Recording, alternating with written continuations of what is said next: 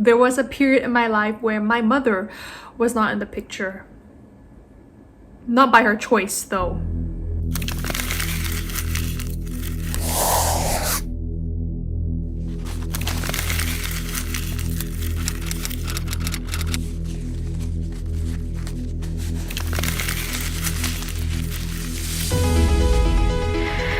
If there was one thing I can remember vividly throughout my adolescence, it was reuniting with my mother time and time again.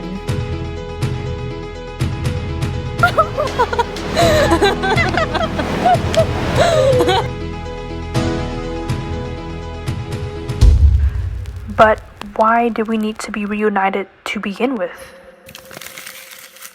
Alright, so the story goes like this. My mother had a phone call from Singapore. Basically, her mother, my grandmother, had had a stroke.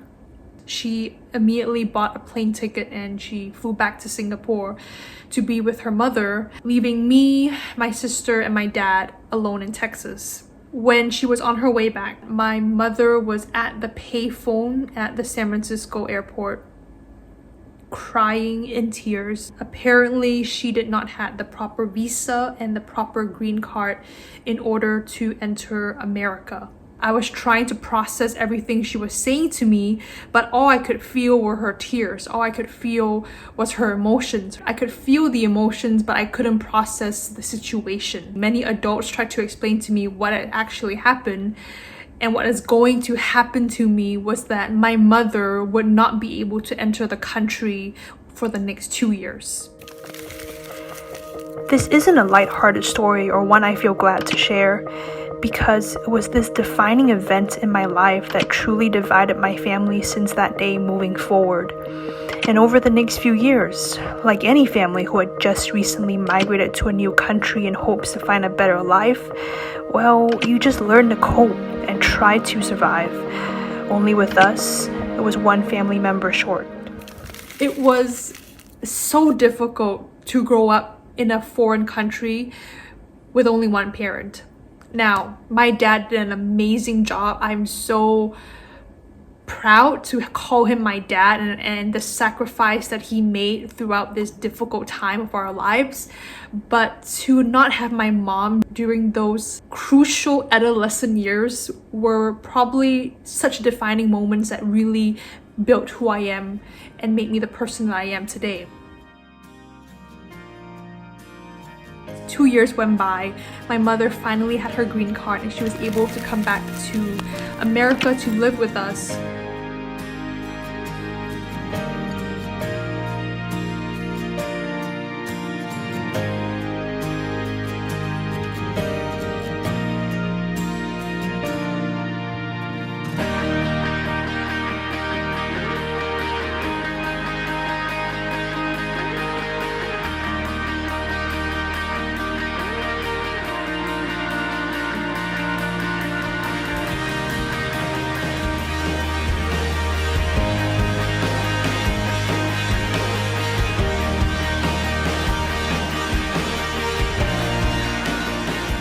And just like that, the last 2 years of waiting and hoping for my family to be reunited has finally come to an end.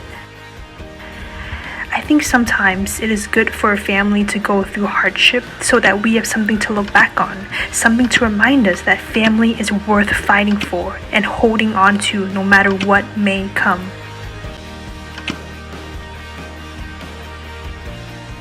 I remember my mom really battling with finding acceptance, finding validation, finding her place in America. She was a housewife at the point, so she didn't have much exposure to Americans, exposure to just the outside world besides our family, and it really, I think, ate her alive inside. So every 6 months, she would buy a ticket back to Singapore and return back to Singapore.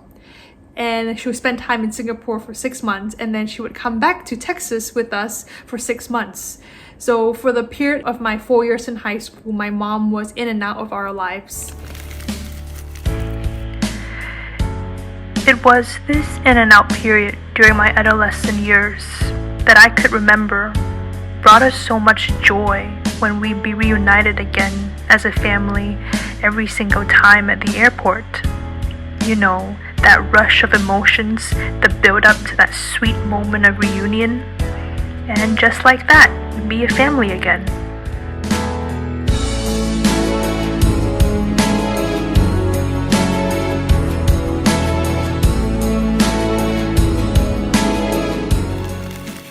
So for the period of my 4 years in high school, my mom was in and out of our lives, and it wasn't such a big deal until I graduated high school, when I remember my dad telling me that they're gonna get a divorce. Now, this divorce was probably like the finale of this whole in and out, you know, feeling of like leaving and saying goodbye, hello, saying, crying. Like, you know, before it's always like, when are you coming home? When are you going? Is my mom coming? Is it by choice? Is it not by choice? But like a divorce, you know, that word and seeing the papers, you know, hearing my dad say that really kind of put things into perspective for me. I'm like, well, I guess this is it. Of course it hit me hard. It hit me. Nobody likes an ending. Nobody likes when chapter closes. But it was a Friday night when her plane was. I just remember I was able to cry in my room because the dryer was turned on outside, and so no one could hear my tears. But that was, I think, the last time our family was ever together. You know, not all stories comes in beautifully wrapped packages. Though we all love a good fairy tale ending, what nobody tells you about happy endings is what happens after the happy ending. So although my family didn't get our happy ending, we got bits of it and pieces of it throughout, moments of joy and summers of reunion. And a little birdie once told me that if it's not happy, then it's not the end. I will try to fix